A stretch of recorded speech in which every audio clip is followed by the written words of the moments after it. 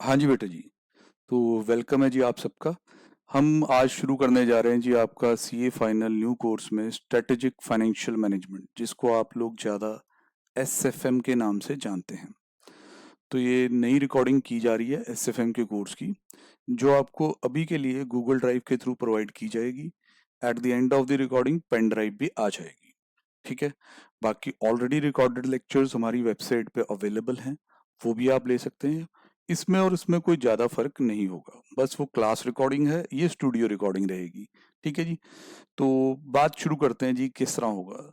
सबसे पहले तो सर सब्जेक्ट की बात करते हैं। सब्जेक्ट एक ऐसा है कि ये जो 4 पेपर हैं पहले ग्रुप के, सबसे ज़्यादा स्कोरिंग एसएफएम माना जाता है। इसमें हमारे पास ऑल इंडिया हाईएस्ट का भी रिकॉर्ड है 98 मार्क्स का। ठीक है जी। वो भी आप चेक कर सकते हैं हमारे वेबसाइट वगैरह पे। ठीक है जी। तो अब एक आम बच्चा भी इसमें आराम से, जो मेरा मानना है, 70 तक स्कोर कर सकता है। कोर्स कंटेंट बहुत ही लिमिटेड है। ओल्ड कोर्स में एसएफएम बल्कि ज़्यादा लंबा कोर्स था। न्यू कोर्स में इन्होंने कुछ चैप्टर रिमूव किए, उस वजह से कोर्स कंटेंट बहुत ही लिमिटेड है। बाकी अगर फर्स्ट ग्रुप देखें, एफ आर न्यू कोर्स में थोड़ा टेक्निकल हो गया, इंडेस वाला हो गया, आप सबको पता ही है अच्छे से, है ना। तो ऑडिटिंग और लॉ भगवान भरोसे जितना भी पढ़ लो, कई बार वहाँ पेपर में कुछ नया ही पूछ लेते हैं। और काफ़ी चीज़ों पर डिपेंड करता है, आपकी ओवरऑल नॉलेज पे भी डिपेंड करता है उन सब्जेक्ट्स में, खास तौर पे ऑडिट में। तो this is one of the most reliable subject, मैं तो हमेशा ये कहूँगा, और ये प्रूव होता भी रहा है। ठीक है। तो इसको बहुत थॉरली और अच्छे तरह कीजिए हमारी क्लासेस के थ्रू, तो नो डाउट आप इजीली एग्जाम्शन तो श्योर लेके ही चलें, 70-80 की बात करें बल्कि। ठीक है। तो पहले अब मैं आपको कोर्स दिखाता हूँ कि भाई क्या क्या है इसके अंदर एसएफएम में। सर ये हमारा कोर्स कंटेंट है।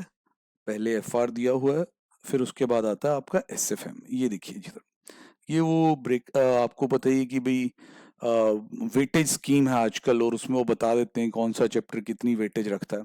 ये वही मैंने उठा रखा है ताकि हम इजीली देख सकें।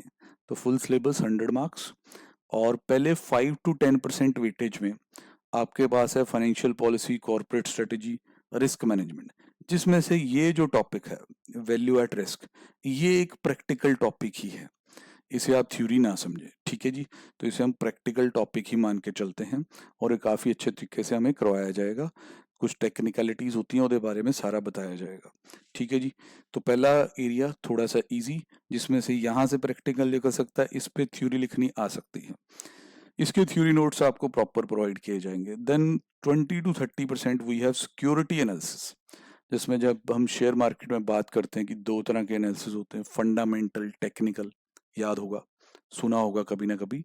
फंडामेंटल वाले लोग देखते हैं कंपनी का बिजनेस मॉडल, कंपनी के फाइनेंशियल, कंपनी की competitive advantage, order books, government policies का इफेक्ट। टेक्निकल वाले देखते हैं प्राइस की मूवमेंट। समझ रहे हैं कि नहीं। तो ये दोनों यहाँ दे रखे हैं आपको थ्योरी में पढ़ने के लिए। इसमें से ज्यादा कुछ इन्होंने प्रैक्टिकल नहीं डाला है कभी। Then we have security valuation, जो एक प्रैक्टिकल टॉपिक है। देन पोर्टफोलियो मैनेजमेंट आता है। ये सब मिला के 20 से 30% लिखे। सबसे ज्यादा वेटेज बेटा जी इसमें आपका पोर्टफोलियो मैनेजमेंट ही ले जाएगा। देन सिक्योरिटाइजेशन आती है हमारे पास 20 to 25% में। पहला हेड सिक्योरिटाइजेशन का है। सिक्योरिटाइजेशन को प्रैक्टिकल भी बनाया जा सकता है, जैसे एफआर में हम फाइनेंशियल इंस्ट्रूमेंट्स में देखेंगे, बट एसएफएम में अभी इसमें थ्योरी ही दिख रही है। देन म्यूचुअल फंड का टॉपिक यहाँ प्रैक्टिकल पड़ा है। छोटा टॉपिक है, बट सरप्राइज नहीं है, 8 to 10 मार्क्स काफी बार दे चुका, हमें काफी बार आ चुका पेपर में। देन वी हैव डेरिवेटिव्स, ये हम सबसे पहले शुरू करेंगे जब हम अपना पहला चैप्टर की बात करें तो ये यहाँ 20 to 25 में सबसे ज्यादा जो वेटेज लेके जाएगा वो डेरिवेटिव ही लेके जाएगा। फिर आता है 20 to 30%। 20 to 30% का एरिया, यहाँ आता है foreign exchange exposure and risk management, जिसे सीए फाइनल में बच्चे फॉरेक्स कहते हैं।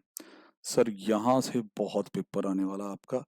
International financial management, interest risk management, ये सारा टॉपिक आपको 20 से 30 नंबर में आने वाला है। फॉरेक्स है इसमें, इंटरनेशनल फाइनेंशियल मैनेजमेंट है जिसमें international capital budgeting, working capital management की बात होगी।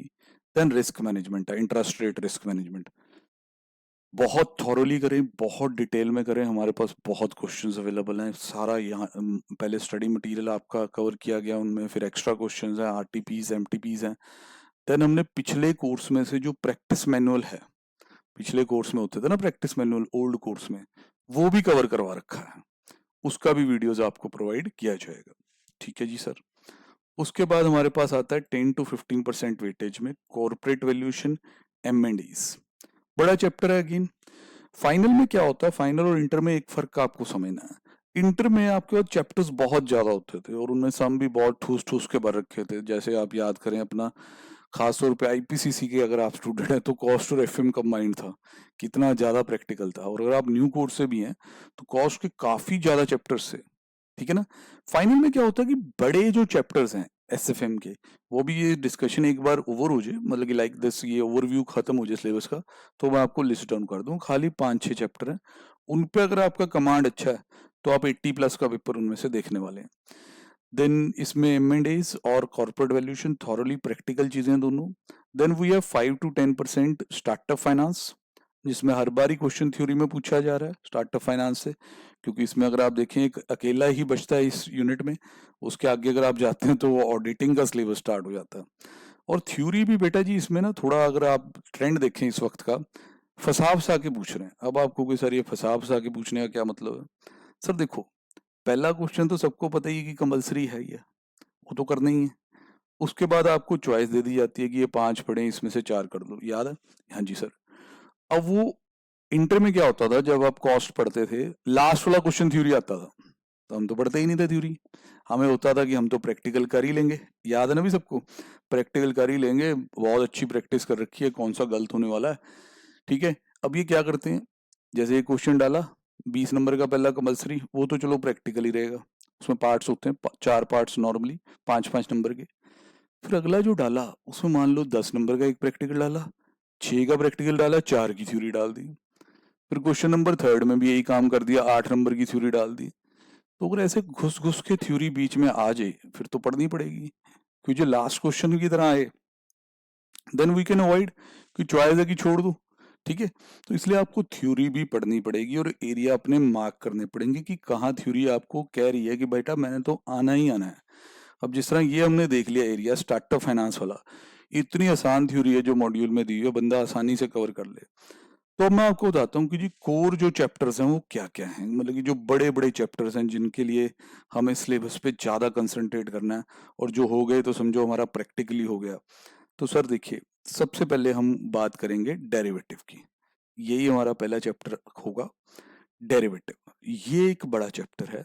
अगर आपका डेरिवेटिव अच्छा होता है तो आपका फॉरेक्स के लिए फाउंडेशन भी अच्छा बन रहा है, क्योंकि जो डेरिवेटिव में आपने फ्यूचर्स, ऑप्शंस, ये चीजें सीखनी है, फॉरवर्ड्स की बेसिक नॉलेज लेनी है, वो सारा आपको फॉरेक्स में काम आएगा, जिसकी इंपॉर्टेंस आपने 20 to 30% देखी है।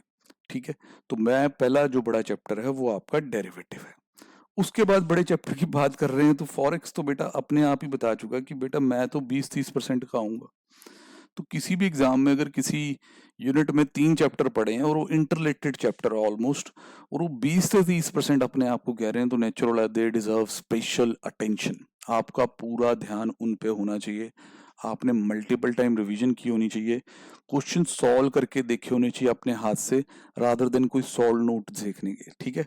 हाँ, मेरा कराने का तरीका यही रहेगा बेटा, क्वेश्चंस आपको करने पड़ेंगे मेरे साथ। मैं ऐसे कोई सोल्यूशन वाली बुक नहीं देता अलग से कि इसमें से देख लेना। क्लास में मैं एक एक क्वेश्चन डिस्कस कराऊंगा, होमवर्क के क्वेश्चन भी दूंगा, वो अगले लेक्चर में मैं डिस्कस कराया करूंगा।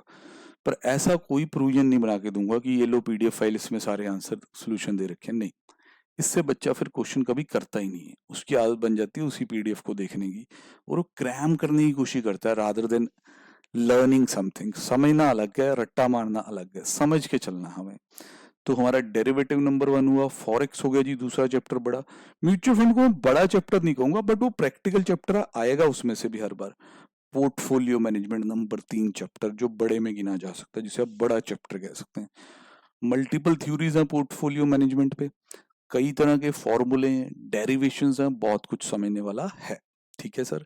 देन इसके बाद अगर हम कहें तो हमारे बड़े चैप्टर्स में M&A और वैल्यूएशन भी आ ही जाते हैं। तो बेटा डेरिवेटिव, फॉरेक्स, पोर्टफोलियो, M&A, कितने हुए? 4 चैप्टर सर। अब इस तरह इनके 7-8 नंबर जो दे रखे हैं, ये ना बस चैप्टर का नाम रखो बस ध्यान में, बाकी हम कवर कर लेंगे। उसके बाद सर जी जो ये सिक्योरिटी एनालिसिस है इसमें तो इन्होंने थ्योरी डालते रहना है, ये एक प्रैक्टिकल निकलेगा यहाँ से मैं आपको करा दूंगा। देन सिक्योरिटी वैल्यूएशन छोटा ही चैप्टर है, क्वेश्चन हम काफी करेंगे बट उसमें दिक्कत नहीं आती है, टाइम की कंजम्पशन नहीं है, जल्दी हो जाता है चैप्टर। तो ये हमारे जी कुछ चैप्टर हैं, तो गिन के 4 बड़े चैप्टर हैं जी। डेरिवेटिव्स है आपके पास, फॉरेक्स आपने देखा है, पोर्टफोलियो मैनेजमेंट देखा है, फिर M&A बोला हमने, ठीक है। म्यूचुअल फंड, सिक्योरिटी वैल्यूएशन ये छोटे हैं। तो सर ये कोर्स कंटेंट ऑन ऑफर है, तो इसमें अगर आप थॉरली इन लेक्चर्स को लगा लेते हैं, सुन लेते हैं अच्छे से, फिर क्वेश्चंस कर लेते हैं, मेरे से डाउट अपने क्लियर कर लेते हैं, तो सर कोई रीजन बन नहीं रहा है कि 60 मार्क्स ना आए। मतलब मिनिमम 60 है, maximum no limit, you can score 100 as well. जब हाईएस्ट 95 लगा, पहले पहले 95 लगा, उसके बाद 98 आया, तो मेरे मन में हमेशा आता था यार भाई 100 ही हो जाते, तो क्या पता अब आगे कोई ले ही आए, ठीक है। तो बहुत अच्छी तरह से होने वाला है। अब सर थोड़ी सी बात करते हैं कि कोर्स क्या है, कैसे है। पहला चैप्टर जिस तरह मैंने आपको बताया कि डेरिवेटिव ही करना है, और डेरिवेटिव को थोड़ा पहले प्रैक्टिकली समझे, फिर नोट्स में चलेंगे, ठीक है। आओ सर। देखिए, डेरिवेटिव को समझने के लिए पहले हमें ये समझना पड़ेगा कि जो हमारी मार्केट है वो किस हिसाब से चलती है। शेयर मार्केट की नॉलेज नो डाउट इस सब्जेक्ट के साथ आपकी इम्प्रूव होगी, और अगर आपका इंटरेस्ट है शेयर मार्केट में तो नेचुरल आपको ये और भी ज़्यादा अच्छा लगेगा। और अगर इंटरेस्ट नहीं भी है, उधर रीज़न ये हो सकता है कि कभी ध्यान ही नहीं दिया इस तरफ, कई बार बिजी रहता है बंदा लाइफ में और चीज़ों में, और कई बार इसका इंप्रेशन गैम्बलिंग स्पेकुलेशन ऐसा डाल दिया जाता है छोटे होते ही माइंड में, तो ध्यान नहीं गया होता। तो ध्यान ले आए, बहुत बढ़िया चीज़ है। अब जो हमारी शेयर मार्केट है ना, उसमें 2 सेगमेंट्स होती हैं। मैं डेरिवेटिव आपको अच्छे से प्रैक्टिकली समझाऊंगा, तो पहले थोड़ा आप नॉलेज ले लें मार्केट की। एक तो होती है कैश सेगमेंट, कैश सेगमेंट होती है शेयर मार्केट की, और दूसरी सेगमेंट आपकी होती है जी डेरिवेटिव सेगमेंट। डेरिवेटिव सेगमेंट, इसको वैसे मार्केट में एफ एंड ओ ही कहते हैं। ज़्यादा आपको इस हिसाब से डाटा मिलेगा, क्योंकि जब एनएससी बीएससी का रोज का डाटा पूछा जाए ना कि कैश में कितने का आज ट्रेड हुआ और एफ एंड ओ में कितने का ट्रेड हुआ, तो वर्ड ज़्यादा एफ एंड ओ यूज होता है, डेरिवेटिव कम यूज होता है। थोड़ी देर तक आप जान लेंगे कि अब डेरिवेटिव एफ एंड ओ क्या है। एफ एंड ओ अगर अभी चुभ रहा है थोड़ा वर्ड तो बता दूं, इसे फ्यूचर्स एंड ऑप्शंस कहते हैं। और बेटा पहले तो कैश सेगमेंट के रूल ऑफ द ट्रेड देखते हैं। अब जैसे मान लीजिए एक शेयर है HDFC बैंक, मैंने इसके बारे में काफ़ी फंडामेंटल एनालिसिस किया, पता किया कि इसकी पोजीशन क्या है बैंकिंग इंडस्ट्री में, फिर इसके फाइनेंशियल सब चेक किए, और मेरा मूड बन गया कि it is one of the best bank, so I should have it in my portfolio, तो मेरे को इसे अपने पोर्टफोलियो में रखना। मैं कैश सेगमेंट समझा रहा हूँ आपको, उधर वाली तरफ ध्यान ना दे। तो मैंने पता किया, मैंने एक डीमैट अकाउंट खोला, ट्रेडिंग अकाउंट साथ उसमें मिल जाता है। देन मैंने उसमें पैसे ऐड किए, सबसे जरूरी तो पैसा है भाई, और मैंने आज ट्रेडिंग शुरू कर दी, इन्वेस्टिंग जर्नी शुरू कर दी। तो मैंने देखा HDFC बैंक लिमिटेड 1100 के लेवल पे है, 1100 रुपये उसका प्राइस बताया जा रहा है। मैंने देखा कि मैंने अपने अकाउंट में टोटल 50,000 रुपये डाले हैं, तो मैं सारे तो इस पे लगाऊंगा नहीं, मैंने इसके 10 शेयर्स का ऑर्डर प्लेस कर दिया, मेरे 11,000 रुपये लग गए, और HDFC मेरे पास आ गया। तो ये पूरा का पूरा कैश मैंने पे किया। Now I enjoy the ownership of 10 shares of HDFC। ये 10 शेयर जल्द ही मेरे डीमैट में भी आ जाएंगे, T+2 बेसिस पे, थोड़ा टाइम लगता है, ट्रांजेक्शन +2 वर्किंग डेज में, और मैं द ओनर बन जाऊंगा। मेरे को इस पे डिविडेंड, बोनस, राइट्स और जो भी शेयर होल्डिंग से जुड़े हुए बेनिफिट्स होते हैं वो मिलेंगे, ठीक है। अब इनको मैं चाहे जितनी मर्जी दे रखूं, 11,000 रुपये दे दिए, बात खत्म, ठीक है। अब बंदे कहेंगे सर फिर और क्या होता है, फिर यही तो होता है, अब क्या समझा रहे हो इसमें। सर समझो, पहले पहले कैश सेगमेंट अच्छे समझो, अभी फीलिंग लो कैश सेगमेंट की, फिर तुम्हें डेरिवेटिव में भी ले जाता हूँ, ठीक है। अब 11,000 रुपये तुमने दे दिए, अब ये शेयर तुम्हारा है। अब मान लो जी 2 दिन बाद, क्योंकि उथल पुथल तो होगी ना, 2 दिन बाद क्या, 2 सेकंड बाद भी हो सकती है उथल पुथल, मैं कहा चलो थोड़ा टाइम लेते हैं। 2 दिन बाद HDFC 1150 पे है। अगर तुम्हें लग रहा है कि भाई मैंने 1100 पे खरीदा था और आज 1150 पे आ गया, 50 रुपए बढ़ गया, 10 शेयर के हिसाब से 500 रुपए बन रहे हैं, तो आप बेच सकते हैं, कोई आपको मना नहीं करेगा, because you are the owner of the share, full fledged owner of the share. आपने अपने पूरे ड्यूज इसके दे दिए हैं, कोई बकाया नहीं है, कोई नहीं रोकने वाला, किसी का कोई लियन नहीं है इस पे, तो आप अपना ये शेयर बेच दें। और काफी अच्छी रिटर्न है। अच्छी रिटर्न मैं इसलिए कह रहा हूँ बेटा, आज का जो समय चल रहा है थोड़ा एफडीओ पे रेट ऑफ इंटरेस्ट बहुत कम है। तो कई बार अगर आप 11,000 की एफडी करेंगे तो साल में उसमें आपको 5.4 या 5% ही मिलना है। तो ये रिटर्न आपने एक दिन में तकरीबन कमा लिया, क्लोज टू 5%, समझ रहे कि नहीं? बेच सकते हैं। बट अगर आपका इन्वेस्टर वाला नजरिया है, इन्वेस्टर तो रोज रोज प्राइस देखता भी नहीं है। आपने इसलिए खरीदा था कि I will hold it for at least 4-5 years, 10 years, और आफ्टर दैट HDFC जो आज मैं 1100 का ले रहा हूँ, ये शायद 5,000, 6,000 या 10,000 का भी हो सकता है। ठीक है, तो नेचुरल आप इसे इंटैक्ट रखेंगे, अपने पास रखेंगे, और एक लंबे समय बाद शायद जाके बेचें। ठीक है, तो ये कैश मार्केट है जी, जहाँ कोई आपको तंग नहीं करने वाला। आप बेचते हैं तो आपको जैसे आपने पहले कैश लगाया था, अब कैश वापिस आ जाएगा। क्योंकि यहाँ मैं ये भी बता दूं ना, कैश रिसीव भी हो सकता है अगर हम इसे सेल कर दें। तो कैश कितना रिसीव होगा? 1150 इंटू 10। ये लीजिए, ये देखें कितने आ गए सर? 500 रुपये। अब ऐसा बंदा ये सोचने लग जाता है, यार भाई ये 10 शेयर तो बहुत कम थे, मेरे को ना 100-200 शेयर खरीदने चाहिए थे। फिर जैसे ही वो सोचता है कि 100-200 शेयर खरीदने चाहिए थे, तो उसे अपनी पॉकेट का ध्यान आता है कि अगर 100 शेयर ही खरीदने थे तो भी 1,10,000 चाहिए था, और अगर हजारों में बात कर रहे हो तो 1,000 शेयर के लिए तो 11 लाख रुपए चाहिए था। फिर वो उसके सपने जो हैं वो अपने आप ही खत्म हो जाते हैं। कहता है कि मेरे पास लैक ऑफ कैपिटल है भाई, मैं तो ये कर नहीं पाऊंगा। ठीक है, तो कैश मार्केट में आप उतने का ही ट्रेड कर पाएंगे जितना रोकड़ आपके पास है, जितना आपकी जेब में पैसा है। और कैश मार्केट बहुत बढ़िया जगह है बेटा, अपनी जेब के अनुसार चलना चाहिए, हर महीने कुछ पैसा निकालना चाहिए और अच्छी इक्विटी में लगाना चाहिए, सिस्टमेटिक वे में करना चाहिए। ये नहीं कि एक बार लगा के हट जाएं। बढ़ रहा हो, नीचे जा रहा हो, एक सिस्टम से चलना चाहिए, कि एक नियम बना के चलना चाहिए, एक रूल बना के चलना चाहिए कि मैं पैसा लगाना है, तभी लंबे समय में वेल्थ जमा होगी। अगर आप इंतजार में ही बैठे रहेंगे कि मार्केट बहुत नीचे आ जाए तब आप लगाएंगे, ऐसा बंदा कभी पैसे लगा नहीं पाता।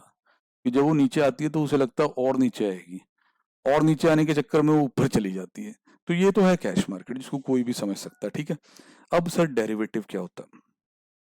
सर डेरिवेटिव में वैसे तो बड़े एडवांस वर्जन्स भी हैं, पर इसके 3 सिंपल वर्जन होते हैं: फॉरवर्ड, फ्यूचर एंड ऑप्शंस। मैं आपको इंट्रोडक्शन में, क्योंकि अभी हमारी इंट्रोडक्शन हो रही है, अभी हमने नोट्स खोले नहीं है कि वहां डेरिवेटिव के बारे में क्या लिखा है, मैं आपको फ्यूचर एंड ऑप्शन समझाऊंगा। फिर हम नोट्स में जाएंगे तो वहाँ फॉरवर्ड भी है, फॉरवर्ड से हम फॉरवर्ड को भी पढ़ेंगे, फ्यूचर्स भी पढ़ेंगे, ऑप्शंस भी पढ़ेंगे नोट्स में से। अब फ्यूचर्स कैसे होते हैं? सर वैसे अगर हम इनकी हिस्ट्री में जाएं तो ये हेजिंग टूल्स की तरह आए थे, रिस्क मैनेजमेंट के लिए आए थे। पर इंडिया में जो एक्सपीरियंस है, इवन आप नेट पे भी चेक कर सकते हैं सारी बातें, इंडिया में they are basically speculative purpose, highly speculative. अब देखिए, इसी बंदे की बात करते हैं, इस HDFC वाले की। अब एक HDFC 1,100 रुपए का था कैश मार्केट में। एक और जगह है जहां ये HDFC ट्रेड हो रहा है, HDFC बैंक लिमिटेड, उसको कहा जाता है डेरिवेटिव सेगमेंट F&O। जैसे HDFC का एक शेयर है, ऐसे ही HDFC का फ्यूचर भी आता है। 2 मिनट के लिए बातें एज इट इज सुन लेना, अगर मन में कुछ आ रहा है वो आगे अपने आप क्लियर होना है।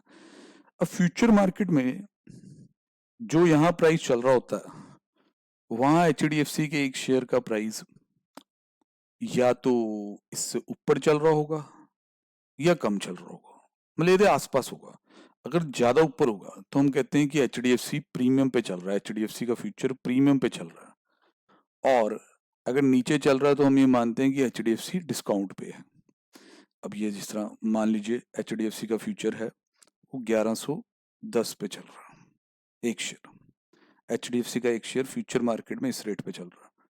यदि सेटलमेंट 1 महीने बाद है, इसकी सेटलमेंट 1 महीने बाद है, तो कहने का मतलब ये है कि भाई लोग इसको आज की डेट में स्पॉट मार्केट में तो 1,100 पे खरीद बेच रहे ही हैं, साथ साथ 1 महीने के एंड पे शर्त भी लगा रहे हैं। ऐसे देसी तरीके से समझो बल्ले, 1 महीने के एंड पे यदि प्राइस पे शर्तें भी लग रही हैं कि 1,110 में ट्रेड कर सकते हो।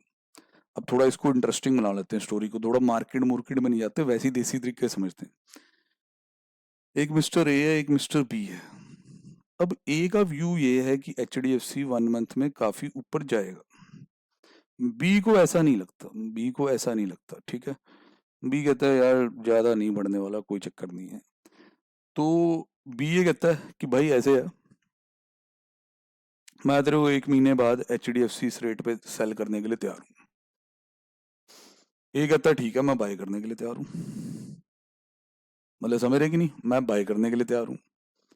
1110 पे बात हो गई। ये किसको देख के 1110 फाइनलाइज हुआ, पहले ये भी देख लें, क्योंकि उन्होंने आज का पहले भाव देखा, आज का रेट देखा स्पॉट बेसिस पे, फिर उन्होंने अंदाजा लगाया कि भाई यहाँ से बस 10 रुपए और मूवमेंट आएगी अगले 1 महीने में, ऐसा उनको लगा। ठीक है, अब ये फ्यूचर का एक एग्रीमेंट हो गया in which A is the buyer and B is the seller. A will buy HDFC at 1110, जो मर्जी रेट हो, जो मर्जी रेट हो, ये सुन लेना। मतलब कि अगर HDFC 800 का भी हो गया तो भी आपको 1110 में खरीदना है, और बी को HDFC 1110 में बेचना ही बेचना है, चाहे वो 1200 का हो चुका हो। समझ आया? फ्यूचर वर्ड लाने के लिए ना, फ्यूचर वर्ड समझाने के लिए एग्जांपल दिया है कि इस रेट पे ट्रेड अभी नहीं होगा, फ्यूचर में होगा। उस फ्यूचर की एक फिक्स्ड एक्सपायरी होगी, 1 मंथ, 2 मंथ, 3 मंथ, ठीक है ना, इस तरीके से। तो ये शर्त लग गई अब इन दोनों में। अभी हम देसी तरीके से बता रहे हैं, फिर उसे NSE BSE पे कैसे किया जाता है वो भी समझा देंगे। अब इसमें एक क्वांटिटी भी फिक्स करनी पड़ेगी। जैसे उन्होंने कहा कि ये शर्त 1000 शेयर्स की है, मतलब 1000 शेयर के लिए शर्त लगी है, 1000 शेयर के लिए शर्त लगी है। अब इसमें इस वक्त कोई पैसे पूसे नहीं देने, ए ने बी को कुछ नहीं दिया इस वक्त, बस ये आपसी समझौता है, समझ लो एक तरह से। अब 1 महीना बीत गया बेटा, 1 महीना बीत गया, HDFC 1200 का हो गया स्पॉट रेट पे, मार्केट में कितने का हो गया, 1200 का। ये तो बेटा जी हंस हंस के खुश हो के पागल हो रहा होगा कि मैं बी को जाऊंगा, तेरे को 1110 रुपए दूंगा और HDFC ले आऊंगा, जिसको लाते सारी मैं मार्केट में बेच देता हूँ। कितने में, 1200 में। बी रो रहा होगा कि यार भाई जो चीज मार्केट में 1200 की बिकती है, मुझे इस शर्त के कारण 1110 में बेचनी है। तो अल्टीमेटली इस सौदे का एंड क्या होगा, ए 1000 शेयर पे 1110 रुपए पे करेगा और बी ए को ये 1000 शेयर हैंड ओवर करेगा। इसमें ए का नेचुरल फायदा है, ए का डेफिनेटली गेन है। क्या गेन है सर? सर उसे 1200 रुपए वाली चीज 1110 में मिल गई, 90 रुपए का फायदा सीधे सीधे मार्केट में किसी को भी चेप दे। समझे, 1110 पे खरीद के 1200 में किसी को भी चेप दो, 1000 शेयर के पीछे 90,000 रुपए कमा रहे हो। और बी का इतना ही नुकसान। अब चाहे बी के पास पहले से थे ये शेयर, चाहे उसने मार्केट से खरीद के दिया, दोनों वक्तों का नुकसान है कि जो चीज 1200 का इन्फ्लो ला सकती थी, बी को 1200 रुपए मार्केट से मिल सकते थे, मिले कितने, 1110। तो ये पहले मैंने आपको समझाया कि इस तरह फ्यूचर्स हो सकते हैं, इसमें आप आपसी में भी शर्तें लगा के फ्यूचर्स में चला सकते हैं।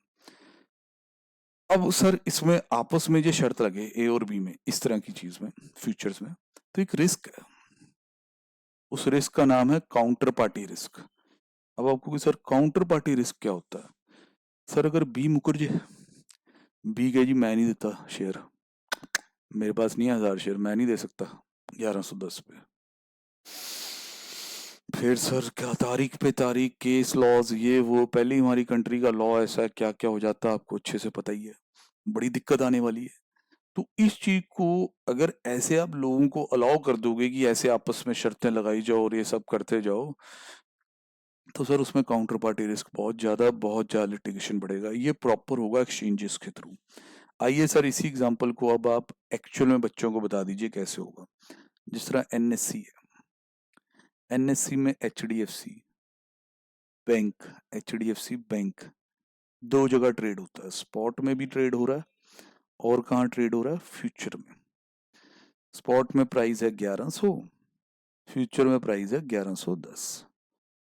यहाँ पे अगर ये ए है जो HDFC का फ्यूचर खरीदना चाहता है, बाय करना चाहता है, और जो ये बी है वो HDFC का फ्यूचर क्या करना चाहता है, सेल करना चाहता है, जैसे वहां भी बी सेलर था। तो ये दोनों भाई एक दूसरे के आमने सामने कभी नहीं आते। ये बेटा जहां इसका अकाउंट होगा जीरोधा में, उसका अकाउंट है मान लो अप स्टॉक्स में, एंजल में, जहां भी उसका अकाउंट है, ये अपने अकाउंट पे ऑर्डर डालेगा अपने ब्रोकर के जरिए, ये अपने अकाउंट में से ऑर्डर डालेगा अपने ब्रोकर के जरिए। फिर कुछ rule of the game fix किए जाएंगे, जैसे अब ए कह रहा है कि भाई मैं 1110 पे खरीदने के लिए तैयार हूँ 1 महीने बाद। बी कह रहा है भाई no, doesn't matter whatever is the price, मैं 1110 पे बेचने के लिए तैयार हूँ। ए को लगता है कि 1110 से बहुत ऊपर जाएगा, बी को लगता है 1110 से बहुत नीचे जाएगा। दोनों अपना फायदा सोच रहे हैं इसमें। ए को लगता है इट विल एप्रिशिएट, बी को लगता है it will depreciate. A thinks कि वो 1200-1300 रुपए की चीज जो है 1110 में खरीद लेगा। बी ऑपोजिट सोचता है, बी सोचता है 900-800 का हुआ होगा और मैं 1110 का इसे चेप दूंगा। तो अब इन दोनों को एक सिचुएशन सूट करती है, दूसरी सिचुएशन में लॉस है। जैसे ए को सूट करता है कि बढ़े, बी को सूट करता है कि गिरे। तो नुकसान हो सकता है, बिल्कुल फ्यूचर्स में नुकसान हो सकता है। It's not a one sided trade. Trade बहुत रेयरली वन साइडेड होते हैं, समझे कि नहीं। तो इन एक्सचेंजेस को भी पता है कि ऐसा हो सकता है, इनके ब्रोकर्स को भी पता है कि ऐसा हो सकता है। बिल्कुल पता है ना सर? हाँ जी सर पता है। तो इस चीज को कवर करने के लिए जो हमने पीछे बोला था कि जब ये आपस में शर्तें लगाते हैं तो मुकर सकते हैं बेटा। क्या बोला था उस रिस्क का नाम? Counter party risk.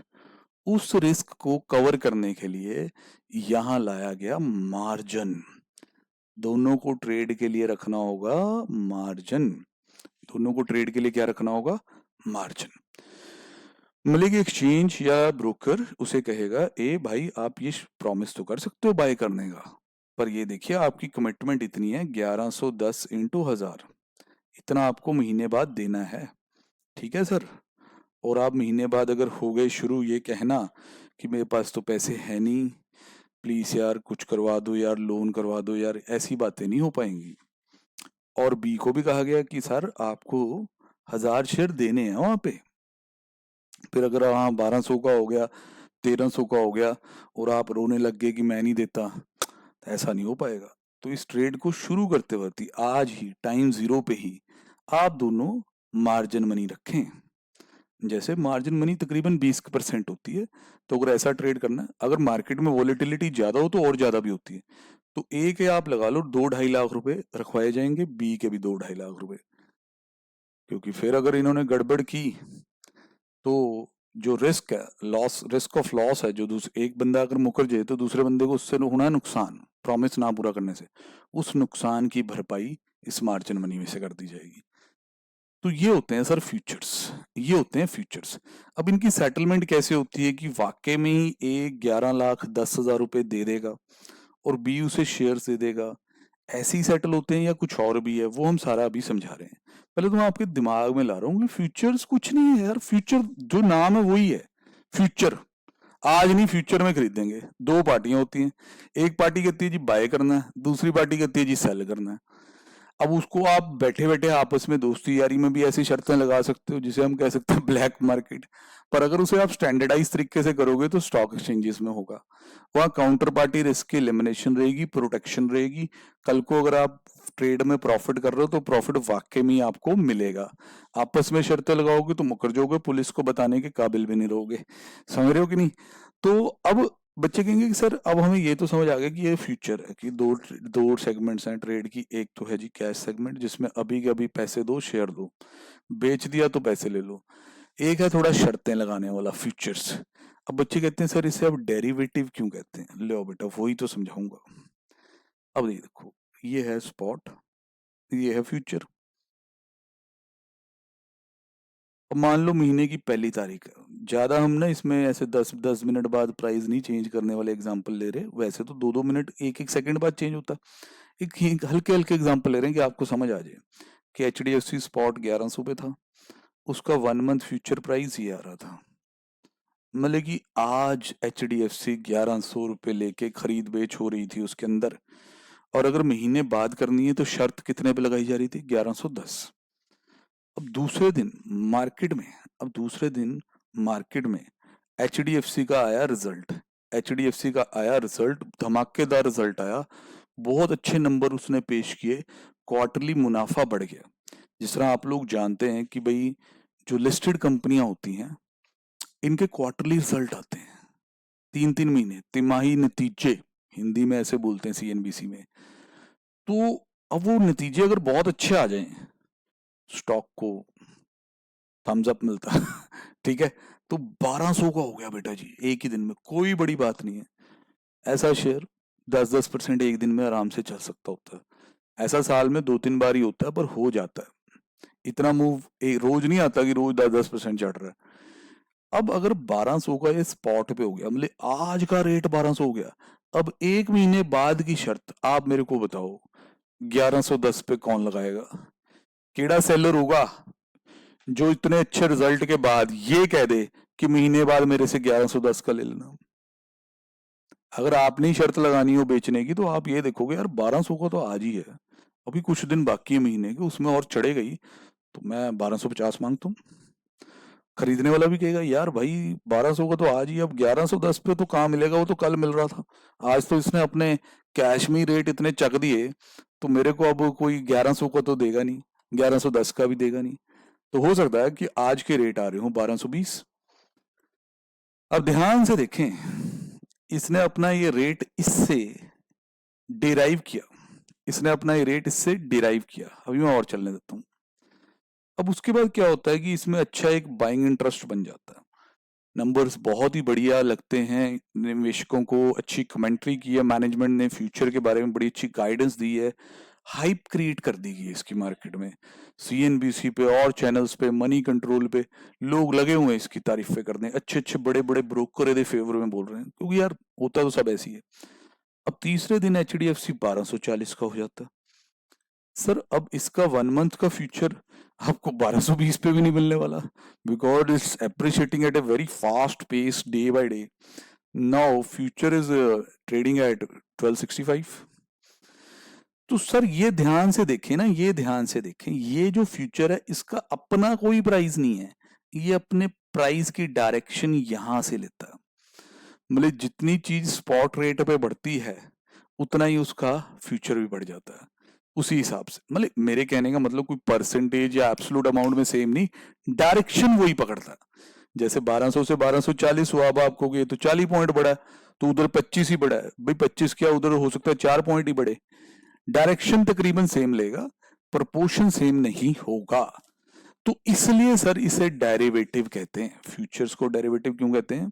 क्योंकि वो अपने प्राइस को स्पॉट के प्राइस से डिराइव करते हैं, स्पॉट के प्राइस से डिराइव करते हैं। समझ पा रहे हैं थोड़ा? हाँ जी सर समझ रहे हैं इतना तो।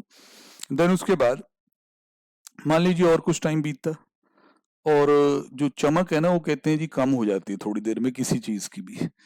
अब वो हाइप थी, अच्छे रिजल्ट की, अच्छी कमेंट्री की, ब्रोकर्स बहुत कुछ बोल रहे थे, बड़ी चीजें हो रही थी, बट अब वो ठीक है, वो यूफोरिया कभी ना कभी ठंडा भी होना है ना। अब ये रोज 40-40 50-50 रुपए बढ़ता जाएगा, तो ऐसे तो लोग इसमें साल में ही करोड़पति हो जाएंगे जो बड़ी क्वांटिटियों में खरीद रहे होंगे, तो it will correct little bit.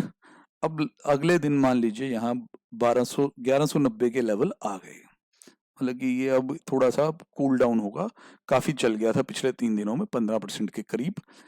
अब 1190 के लेवल आ गए, तो अकॉर्डिंगली फ्यूचर के प्राइस में भी थोड़ी सुस्ती दिखाई दे रही है, तो 1205 हो गया। ये इसलिए इसको डेरिवेटिव बोलते हैं सर। मतलब एक तो हमारी होती है कैश मार्केट, और दूसरी कौन सी होती है?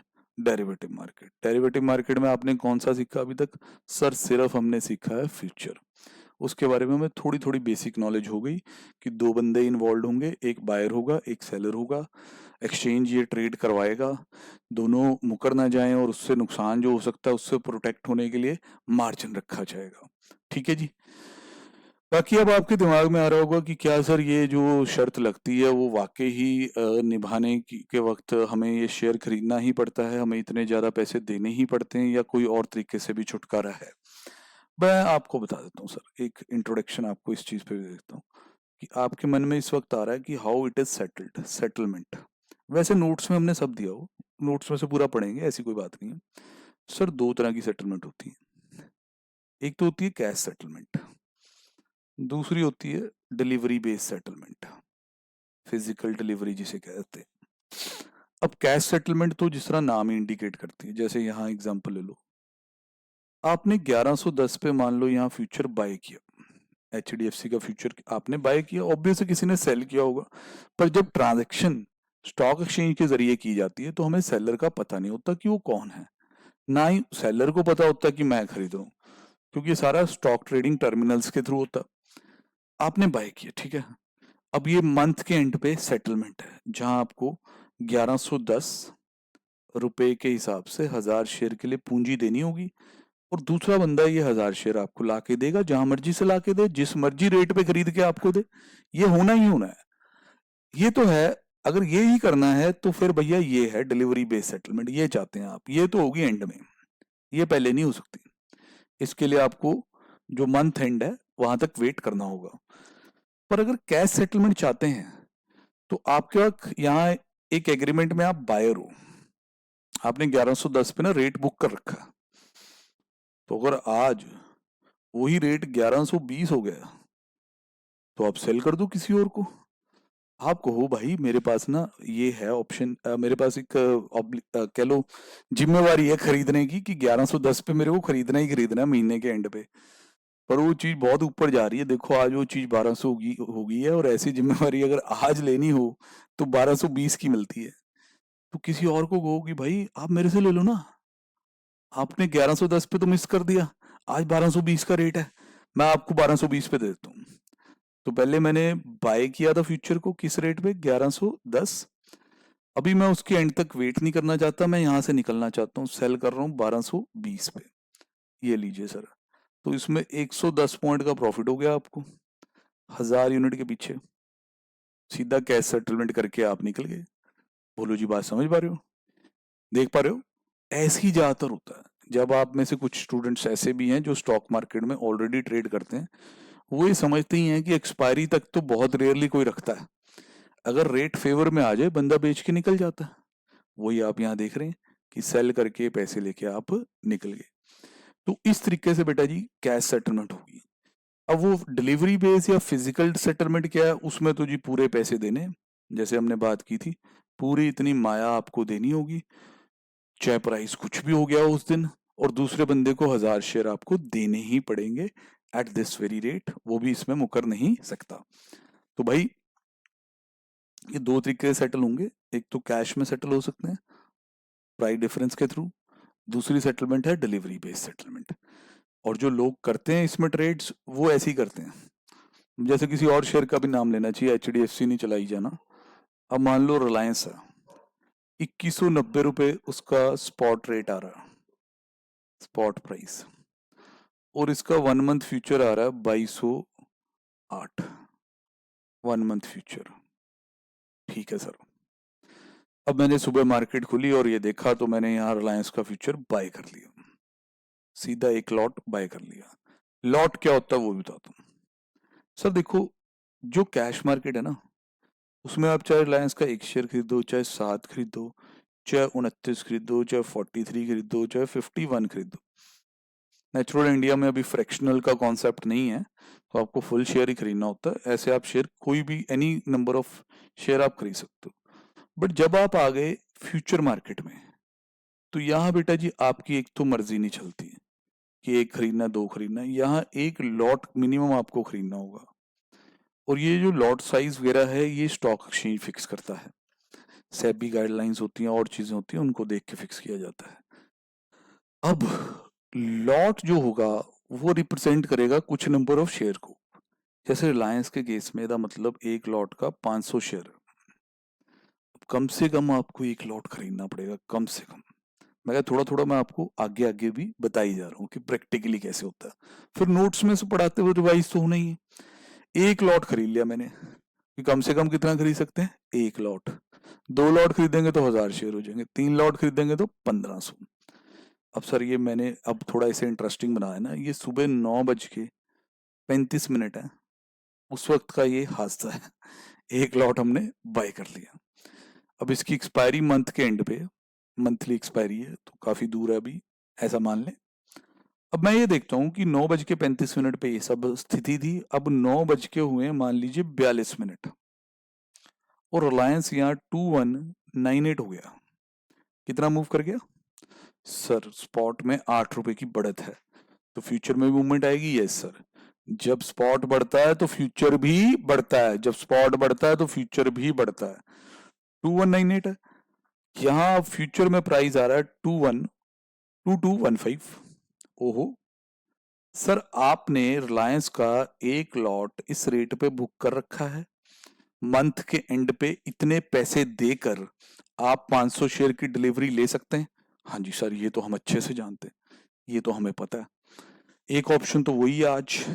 दूसरी ऑप्शन ये है कि अभी सिर्फ 7 मिनट बीते, 7 रुपए की कमाई होने जा रही है। आपने 2208 में खरीदा था, छोड़ो, पता है यार, डिलीवरी डिलीवरी कौन इतने पैसे लगाएगा। 2208 इंटू 500 देने पड़ेंगे, इतना जेब में होना भी चाहिए। 10 लाख से ऊपर जा रहा भाई ये, चेक कर लें। 2208 इंटू 500 सर 11,04,000 रुपए बनते हैं ये। छोड़ो, यहां बाय किया, यहां कर दो सेल, सेल एट 2215, बाय किया था 2208 पे, आपको हो गया सीधा 7 पॉइंट का मुनाफा। 500 का लॉट साइज है, 3500 रुपए आपके घर आ जाएंगे। 3500 रुपीज आपके घर बैठे बैठाए आ गए। इस तरह करते हैं लोग। ताई बेटा जी इसमें सट्टेबाजी बहुत होती है। अब ये अब पॉजिटिव साइड देख रहे हैं कि लाइक इस तरह हो गया, बहुत अच्छी बात है। जब पॉजिटिव देख रहा होता है ना बच्चा, तो फिर वो क्या करता है, मेरे को मैसेज करता है, सर डीमैट अकाउंट खोलना था, गाइडेंस दीजिए थोड़ी। फिर मैं कहता हूँ बेटा हमारे गुरतेज सानी क्लासेस के चैनल पे चले जाओ, वहाँ स्टॉक स्टोरीज के नाम से वीडियोस बनी हुई हैं, सारी देख लो खोलने से पहले, तब कुछ फायदा होगा। तो वहीं एक चेतावनी देनी भी बनती है कि बेटा ऐसा अगर आपको लग रहा है ना कि 7 मिनट में 3500 रुपये कमा लिए, मार्जिन मनी, एक तो कैपिटल तो चाहिए, 2 लाख के करीब रखना पड़ेगा तो ये ट्रेड होगा, कि 11 लाख का ट्रेड है, इसका मार्जिन 2 लाख से ऊपर चला जाएगा। दूसरा रिस्क, वो सर आप जरूर दिखाएं इन्हें, क्योंकि आपने ये दिखाया कि 2190 पे था, तो 2208 पे आपने किया बाय, ठीक है, ये स्पॉट है सर जी, और ये इधर फ्यूचर का प्राइस है। अब मान लीजिए थोड़ी देर में रिलायंस के बारे में खबरें थोड़ी खराब आ जाती हैं, या वैसे आजकल सिचुएशन ही बड़ी खराब है, तो खबरें चाहे ना भी किसी पर्टिकुलर कंपनी के खराब आए, इकोनॉमी वाइज माहौल जो है वो इतना अच्छा नहीं है, ये सबको ही पता है। अब मान लीजिए किसी कारण से एकदम से एक गिरावट इसमें आ जाती है, और उसका प्राइस हो जाता है 2109 रुपए सीधा, देख रहे हैं कि नहीं। अब आप सोच लो, जो बात हमने पहले की थी कि जो स्पॉट होगा फ्यूचर उसी से अपने प्राइस को डिराइव करेगा। स्पॉट अगर ऊपर गया तो फ्यूचर का प्राइस ऊपर गया। अब अगर स्पॉट नीचे आ रहा है, अगर स्पॉट रेट नीचे आ रहा है, तो फ्यूचर का प्राइस भी नीचे आएगा सर। सर अब प्राइस हो गया 2100, 2109 है, तो थोड़ा सा अभी भी प्रीमियम दे देता हूँ, चलो वैसे डिस्काउंट पे भी ट्रेड हो जाते हैं बेटा, ये ना सोचना, ठीक है।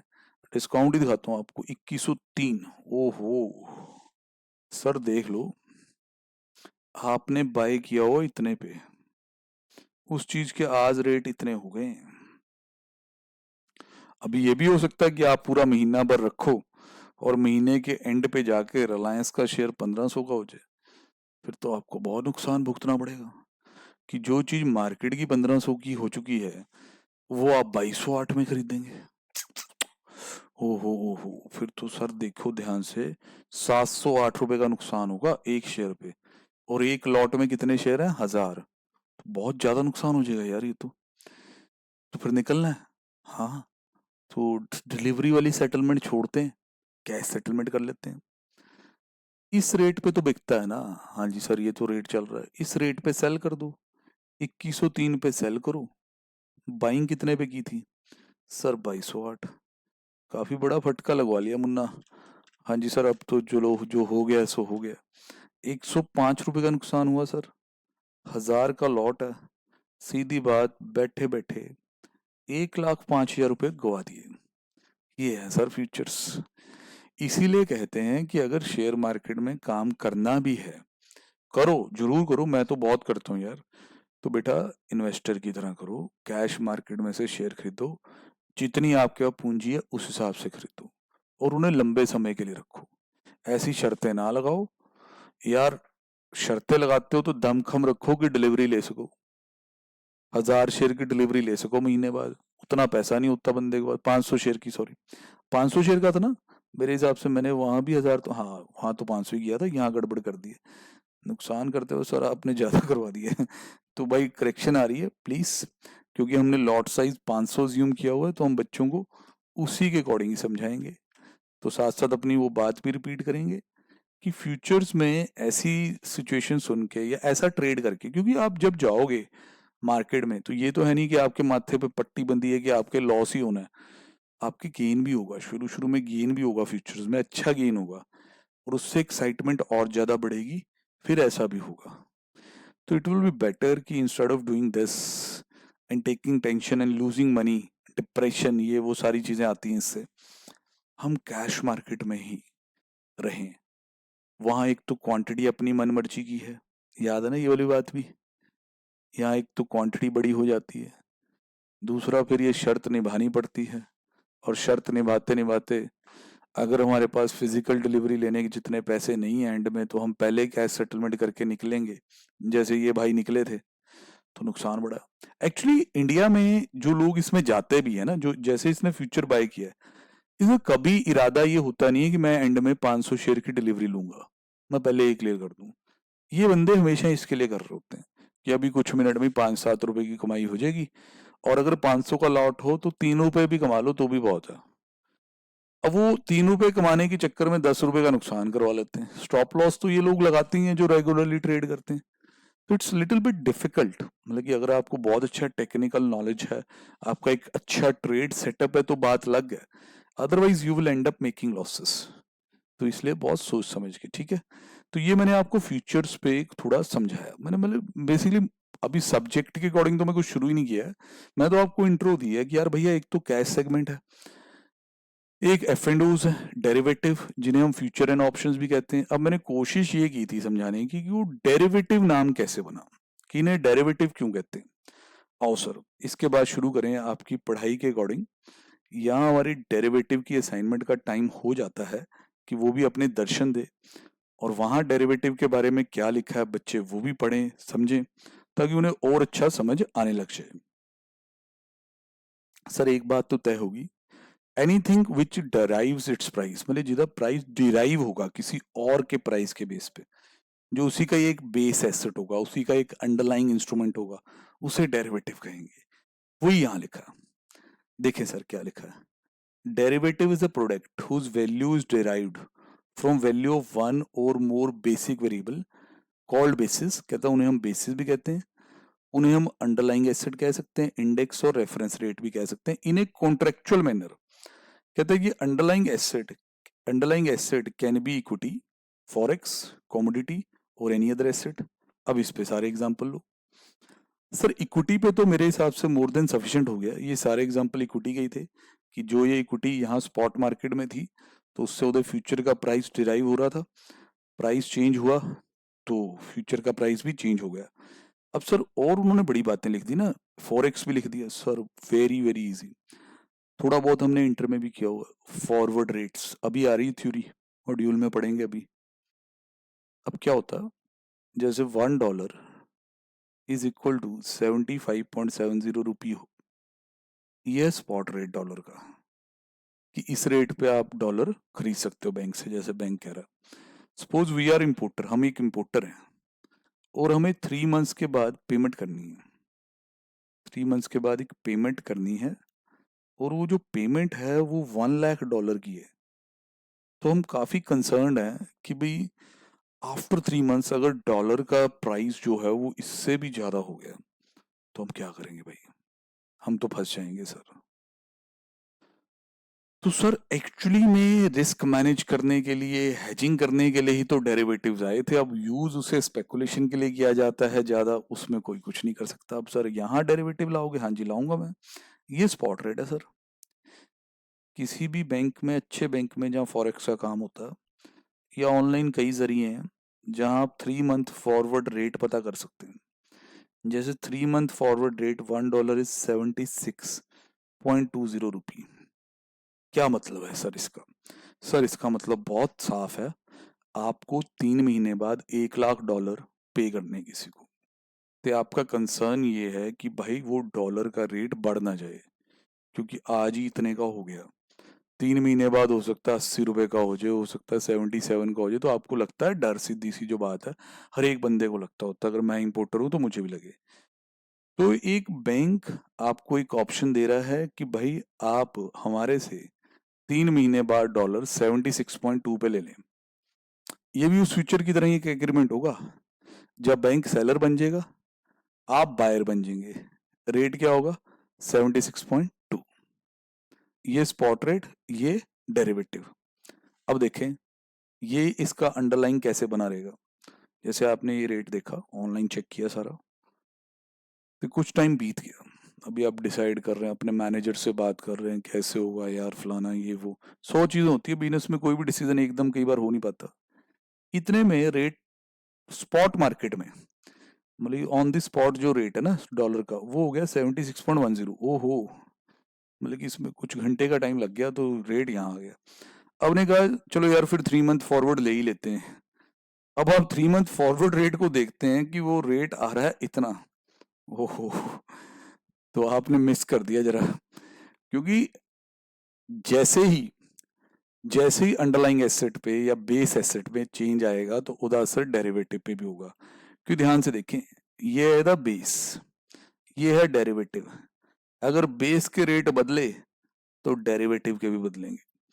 यही यहाँ लिखना चाहता है वो, आपके मॉड्यूल में स्टडी मटेरियल में यही समझाना चाहता है कि अंडरलाइंग एसेट इक्विटी भी हो सकता है, फॉरेक्स, कमोडिटी और एनी अदर थिंग भी हो सकता है। अब कमोडिटी मार्केट है, एमसीएक्स है, गोल्ड मेटल्स इन सब में भी ट्रेडिंग होती है, सोयाबीन दाल ये वो इन चीजों में भी होती है, वहां भी सेम है। कभी देखना, कभी टीवी पे सुनना, जिस तरह वो कहते हैं जी सोना हाजिर बाजार में, मतलब ज्वेलर्स का जो रेट होता है ना, दिल्ली में ये रेट आ रहा है जी, तो एमसीएक्स पे गोल्ड फ्यूचर इस रेट पे चल रहा है। अब हाजिर बाजार वाला रेट बढ़ेगा तो गोल्ड फ्यूचर भी बढ़ जाएगा। इस तरीके से चलता है। Then crude sir, crude crude बेटा, कोरोना काल में जिसके फ्यूचर नेगेटिव हो गए थे, अजीब चीज हुई कोरोना काल में, आपने देखा। तो क्रूड का भी एक इंटरनेशनल मार्केट का रेट है, जिस रेट पे हम अरब कंट्रियों से उसे इंपोर्ट करते हैं, और एक होता क्रूड का फ्यूचर होता। तो हर एक चीज में दोनों है, spot rate and their derivative. हाँ, वो कहते हैं there are various type of derivatives traded on exchanges across the world. कहता पूरे दुनिया भर के एक्सचेंजेस में कई तरह के डेरिवेटिव्स में ट्रेडिंग होती है। They ranges from very simple to most complex product. ये बहुत सिंपल भी हो सकते हैं और बहुत कॉम्प्लेक्स भी। Following are 3 basic form of derivative which are the building blocks for many complex derivative instrument. कहता है ये 3 फाउंडेशन है, इन्हीं को ही थोड़ा सा रिफर्बिश करके हाइब्रिड करके और डेरिवेटिव निकलते रहते हैं। पर ये 3 जिसको आते हैं वो बाकी भी समझ लेगा। फॉरवर्ड, फ्यूचर और ऑप्शंस, 3 डेरिवेटिव। फॉरवर्ड मैं आपको अगर बताऊं तो फॉरवर्ड का जो यूज ज्यादा आपके कोर्स में है that is in the chapter of forex. Forex में आप इसके बारे में बहुत चर्चा सुनने वाले हैं। यहाँ इस चैप्टर में इतनी डिस्कशन नहीं है, but it is there in the module, तो हम कवर तो करेंगे। फॉरवर्ड पे एग्जांपल इन्होंने दिया और बड़ा आसान एग्जांपल है, बड़े अच्छे तरीके से उधर सारा जो भी लिखा समझ आ जाता है। उसके बाद जब फ्यूचर पढ़ो तो वो और अच्छे समझ आते हैं, दोनों के डिफरेंस को भी बंदा अच्छे से समझता है। तो हम इस चीज को कवर करते हैं सर फॉरवर्ड के बारे में। सर फॉरवर्ड में बस वही है कि एक बायर रहेगा, एक सेलर रहेगा, एक रेट एग्री हो जाएगा, फ्यूचर डेट एग्री हो जाएगी, बहुत सिंपल है। देखिए एग्जांपल बड़ा सही है, कोई भी समझ ले इससे। Consider a Punjab farmer who grows wheat and has to sell it at a profit. तो हमारा पंजाब, नेचुरल हमारे पंजाब में व्हीट जिसे हम कणक कहते हैं घर में, बहुत ज्यादा ग्रो की जाती है। ऑब्वियस है इसमें बहुत ज्यादा मेहनत है, कॉस्ट इन्वॉल्व है। हर एक जमींदार की, किसान की यही ख्वाहिश होती है कि वो आगे उसे प्रॉफिट भी दे, मुनाफा भी दे फसल उसकी। Simple and the traditional way for him, कहते जो आम तरीका है वो ये है कि harvest the crop in March और अप्रैल, बिल्कुल इस सीजन में, and sell in spot market then, फिर उसे मंडी में जाके बेच दो। जिस तरह मार्च और अप्रैल जो है वो कटाई का सीजन शुरू हो जाता है, फिर कटाई करके उसे बेच दिया जाता है। हाउएवर कहता पर ऐसा करने में क्या हो रहा है कि जो फार्मर है वो एक्सपोज कर रहा है अपने आप को risk of downside movement in the price of wheat which may occur by the time the crop is ready for sale. मान ले कि अभी व्हीट का जो रेट है, मान ले 18 रुपए किलो है, 18 रुपए किलो रेट आ रहा है वैसे ही, ठीक है, मैं एक्चुअल रेट नहीं बोल रहा, वैसे ही बोल रहा हूँ। अब तुम ये सोच रहे हो कि भाई 18 रुपए किलो अगर वहां 6 महीने बाद, 4 महीने बाद भी रहे, फसल तैयार होने में भी टाइम है, तो मुझे प्रॉफिट हो जाएगा। पर बेटा अगर मंडी में रेट उस वक्त 13 रुपए किलो हो गया, 14 रुपए किलो हो गया, आप कहते हो सर फिर तो मेरी कॉस्ट भी नहीं निकलनी। तो यही तो है, आप एक्सपोज्ड हो, रिस्क उठा रहे हो आप। अगर डाउन साइड मूवमेंट आ गई प्राइस में तो आपको पिट जाओगे। तो कैसे करें sir? Sir forward rate agreements कर लो, और क्या करना है। In order to avoid this risk, इस रिस्क से बचने के लिए one way could be that the farmer may sell his crop at an agreed upon rate now with a promise to deliver the asset that is crop at a predetermined rate in future। क्या बोल रहा है? वो कह रहा है भाई तू ऐसे कर, अभी तेरी क्रॉप, अभी तो तूने बीज बोया है, अभी उसकी पूरी निगरानी करेगा, पानी, मैन्योर, फर्टिलाइजर सब प्रोवाइड करेगा, तू फार्मर ही है। तू आज ही एक एग्रीमेंट कर ले किसी के साथ, जो बंदा राजी हो कि जी मेरी फसल 5 महीने में तैयार होने वाली है, बताओ क्या रेट दोगे 5 महीने बाद। फिर तू और वो बंदा इस एग्रीमेंट में बंध गए। अगर उसने कहा कि भाई मैं रेट दूंगा 19 रुपए किलो, तो भैया तेरे को 19 रुपए किलो पे ही बेचना पड़ेगा, चाहे मंडी में रेट फिर 23 रुपए हो जाए। और अगर रेट मंडी में 16 रुपए भी हो गया तो भी इस बी को तेरे को 19 रुपए पे खरीदना पड़ेगा। इससे अब आपकी टेंशन फ्री हो जाएंगे आप कि भाई मेरे को शोर्ट प्राइस मिलना ही मिलना है। हाँ, possibility of higher profit will be ruled out, अगर प्राइस मूव भी हुआ तो आपके किसी काम का नहीं, पर जो ये नुकसान हो सकता था वो भी नहीं होगा। ठीक है, ये पढ़े अब थोड़ा सा।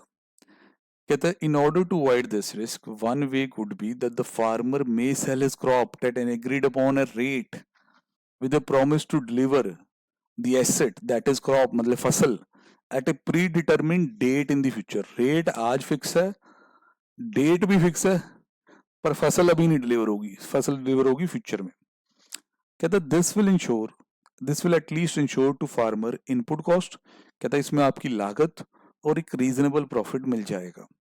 दस the farmer would sell the wheat forward to secure himself against a possible loss in future. कहता फॉरवर्ड बेसिस पे आपने वीट को बेच के अपने आप को सिक्योर कर लिया है कि जो आपका लॉस हो सकता था। It is true by this way he is also foreclosing upon the possibility of bumper profit, जो मैं कह रहा था। कहता है ये भी सच है कि आपने लॉस तो अवॉइड कर लिया, साथ साथ ये भी सच है कि जो महान प्रॉफिट, बम्पर प्रॉफिट हो सकते थे, जैसे किसान के साथ वैसे ऐसा होता नहीं है कि अगर ऐसे रेट आ गए तो फिर आपको वो प्रॉफिट अब तो नहीं मिलने वाले, कि अगर वीट के प्राइस स्टीपली बढ़ जाएं। ठीक है, चलो वो तो है ही है सर। देखो, hedging means to protect, hedging speculation नहीं है, सर्टेनिटी लाने के लिए। अब यार आप चैन की नींद सोओगे कि यार मेरे को 19 रुपए मिलने हैं चाहे जो मर्जी हो जाए। आपको बुरा लग सकता है अगर एक स्टीप इंक्रीज आया प्राइस में तो प्रॉफिट आपका फोरगोना, but then more important is that the farmer has played safe and insured himself against any eventually of closing down his source of livelihood to all together. बिल्कुल, कि अगर बाद में प्राइस नीचे चले जाए और प्राइस इतने कम मिले कि कॉस्ट भी कवर ना हो, तो यार आपका तो काम धंधा चौपट हो जाएगा। कहते हैं जो ये ट्रांजेक्शन इस फार्मर ने की है, ध्यान से सुने, अब आपके मतलब की बात आ रही है। The transaction which the farmer has entered into, इसे हम फॉरवर्ड ट्रांजेक्शन कहते हैं, और जो कॉन्ट्रैक्ट इस ट्रांजेक्शन को कवर करता है उसे फॉरवर्ड कॉन्ट्रैक्ट कहते हैं। Forward transaction and forward contract. तो सर ये बात है। अब इसके बाद ये फॉरवर्ड के बारे में और समझाएगा, सेटलमेंट कैसे होनी है, ये सारा हम डिटेल में देखेंगे। देखिए सर, अब उसकी डेफिनेशन ला रहे हैं हम। फॉरवर्ड कॉन्ट्रैक्ट और simply forward is a contract between two parties, obvious, to buy और सेल एन एसेट। सर देखो दोनों ही होते हैं, एक पार्टी बाय कर रही होती है, दूसरी सेल कर रही होती है। At an certain future date, date certain होती है, प्राइस सर्टन होता है, that is predecided on the date of contract, और प्राइस पहले ही डिसाइड हो जाता है। अब फ्यूचर डेट को हम कहते हैं एक्सपायरी डेट, ठीक है। प्री डिसाइडेड प्राइस को हम कहते हैं forward price. It may be noted that forward are private contracts, आपस में ए और बी, ये कोई एक्सचेंजेस में नहीं जाते, and their terms are predetermined by the parties involved. मतलब खुली छूटा आपस में बैठ के किया गया कॉन्ट्रैक्ट है, इसमें कोई एक्सचेंज इन्वॉल्व नहीं है। उसी वजह से इसमें रिस्क भी है कि अगर एक बंदा मुकर गया तो क्या होगा। A forward is thus an agreement between the two parties in which one party, buyer, enter into an agreement with other party, the seller, that he would buy from seller underlying asset on expiry date at forward price. कहते forward एक क्या agreement है जहां पे एक buyer एक agreement कर रहा है दूसरे बंदे के साथ जो कि सेलर है कि भाई वो उससे खरीदेगा अंडरलाइंग एसेट को ऑन एक्सपायरी डेट.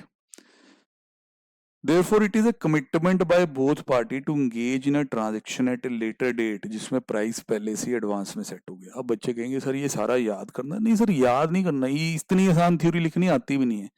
ये हम सिर्फ इसलिए बार बार पढ़ रहे हैं, सारा पढ़ रहे हैं ताकि आपके दिमाग में जाए. अब कहते हैं ये डिफरेंट है स्पॉट मार्केट कॉन्ट्रैक्ट से. स्पॉट मार्केट कॉन्ट्रैक्ट में तो क्या होता है कि जाओ पैसे दे दो चीज ले लो. इसमें ना ही अभी पैसे दिए ना ही चीज मिली, एग्रीमेंट हुआ, डेट डिसाइड कर ली, रेट डिसाइड कर लिया. This is different from a spot market transaction which involves immediate payment and immediate transfer of asset. अब सर यहां बड़ी इंपॉर्टेंट चीज आएगी, इसको ध्यान रखना. Party that agree to buy the asset on future date is referred as long investor. long plus खरीदार को लॉन्ग इन्वेस्टर या प्लस करने वाला भी कहते हैं. And is set to have a long position. Go long on it, जिस तरह कहते हैं ना कवर करो इसको, गो लॉन्ग ऑन इट. तो लॉन्ग जो खरीदार होगा उसे लॉन्ग इन्वेस्टर कहेंगे. Similarly the party that agree to sell the asset in a future date is referred as short investor और is set to have short position. और जो seller है उसे शॉर्ट इन्वेस्टर कहेंगे और उसे कहेंगे कि उसकी पोजीशन शॉर्ट है क्योंकि वो माइनस कर रहा है, वो बेच रहा है. The price agreed upon is called delivery price और फॉरवर्ड प्राइस. बिल्कुल सही है सर. अब प्लेस बताएगा कि इनकी ट्रेडिंग कहाँ होती है. Forward contracts are traded only in over the counter OTC market. Sir OTC market ये नहीं कहीं गूगल सर्च करके ढूंढ लेना है ना. ओटीसी क्या होता है कि जहां बायर और सेलर आमने सामने, जैसे मैं और आप बैठे हैं, टेबल रखा है यहाँ और हम बैठ के कह रहे हैं हाँ यार ये फसल मैं तैयार कर रहा हूँ, क्या रेट दोगे, दिल्ली की मंडी का ये, हरियाणा की मंडी का ये रेट चल रहा है, तो बताओ क्या रेट दोगे. ये ओटीसी है. कहता है फॉरवर्ड कॉन्ट्रैक्ट की ट्रेडिंग ओटीसी में होती है, स्टॉक एक्सचेंजेस में नहीं होती है. ओटीसी एक प्राइवेट मार्केट होता है where individual institution can trade through negotiation on one to one basis, face to face जिस तरह कहते थे ना, वो कह लो. ये सारी बातें सर फॉरवर्ड के बारे में हैं. अब इसकी सेटलमेंट कैसे होनी है. सेटलमेंट मैंने आपको बताया कि दो तरीके से है. एक तो ये होता है कि आप एक्चुअल में चीज जड़ी है वो दे दो यार, सिंपल सी बात है. दूसरा होता है प्राइस डिफरेंस. देखते हैं settlement of forward. When a forward contract expire there are two alternative arrangement possible to settle the transaction. कहते हैं जब फॉरवर्ड कॉन्ट्रैक्ट हो जाएगा एक्सपायर तो हमारे पास दो अल्टरनेट होंगे ट्रांजेक्शन को सेटल करने के लिए. One is physical settlement, second is cash settlement. Both type of settlements happen on the expiry date and are given below. बिल्कुल सर. फॉरवर्ड में ना फ्यूचर्स की बात अलग थी, उसकी हमने अभी बात की थी. HDFC 7 मिनट वाला एग्जांपल आपको याद ही होगा, कुछ ज्यादा टाइम अभी बीता भी नहीं है उस एग्जांपल को. ठीक है जी. उसमें वो ऑप्शन है कि आप पहले भी निकल सकते हैं. Whereas in case of forward generally the settlement is made on expiry date. अब आ रहा है physical settlement, cash settlement. Physical settlement जिस तरह की इंडिकेट ही करती है. अगर इस वीट फार्मर का एग्जांपल कंटिन्यू करें तो ये अपनी कनक की फसल जब काट लेगा तैयार करके बोरियों में पैक करके पकड़ा आएगा बायर को, बदले में वहां से पैसा ले आएगा. इसे कहेंगे फिजिकल सेटलमेंट. देखिए जी, forward can be settled by physical delivery of underlying asset by short investor that is seller to the long investor that is buyer and the payment of the agreed forward price by buyer to the seller on agreed settlement date. कहता है जी forward आपका settle हो सकता है physical delivery से, जहाँ जी seller जो है वो अपना बायर को डिलीवरी दे देगा और बायर जो है वो सेलर को पेमेंट कर देगा. ये तो हो गया फिजिकल सेटलमेंट वाला एंगल. अब अगर आपको कैश सेटलमेंट करनी है भाई, कोई बात नहीं, वो भी सिखा देते हैं. कहता है cash settlement does not involve actual delivery और रिसीट ऑफ सिक्योरिटी. इसमें एक्चुअल में डिलीवरी नहीं होगी. ईच पार्टी पे या receives cash equal to the net profit और लॉस. अब यहां मेरे को समझाना होगा. एग्जांपल में ए ने बी को प्रॉमिस किया कि वो उसे 5,000 किलो कणक मतलब वीट 19 रुपए पर किलो पे देगा। एक तो फिजिकल सेटलमेंट यही थी कि ए जो है वहां 5,000 किलो वीट पकड़ाए और बदले में इतना पैसा ले आए। ये तो थी फिजिकल सेटलमेंट। ये नहीं ये कैश सेटलमेंट चाहते हैं सर, वो सिखा दीजिए। सर कैश सेटलमेंट कैसे करानी है बता देते हैं। अब क्या होगा, प्रॉमिस हुआ था 5 महीने बाद का। अब मान लीजिए 5 महीने बीत गए। 5 महीने बाद price of the wheat in the market 17 रुपए। 17 रुपए रेट आ गया। बी ने ए को कहा कि भाई हम ना आपसे आपकी वीट की डिलीवरी नहीं ले सकते, हमें नहीं चाहिए।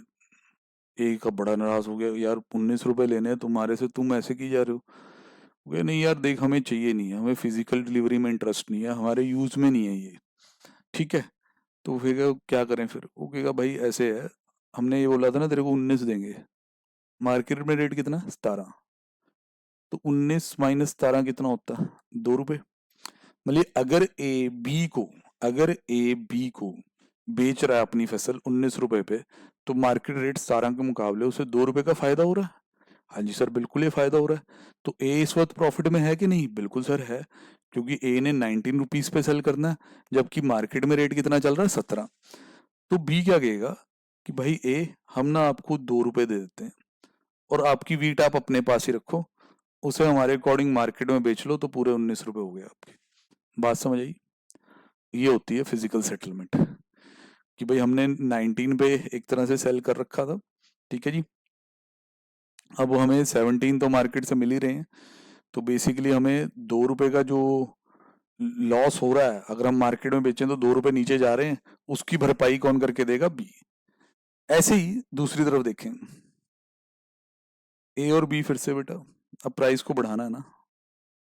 ए ने कहा बी को कि 5,000 किलो मैं तेरे को बेटा 19 रुपए पे दे दूंगा। 5 महीने बीते, रेट हो गया 25 रुपए। ए बी को कहता है जी बेटा मैं तो नहीं 5,000 किलो दे सकता आपको। बी कहेगा बेटा तू ज्यादा चालाक ना बन, हमने तेरे से 19 रुपए पे बाय कर रखा, हम लॉन्ग इन्वेस्टर हैं इस ट्रेड के, और 19 रुपए वाली चीज मार्केट में 25 रुपए की मिल रही है अब, तो 6 रुपए ऊपर है।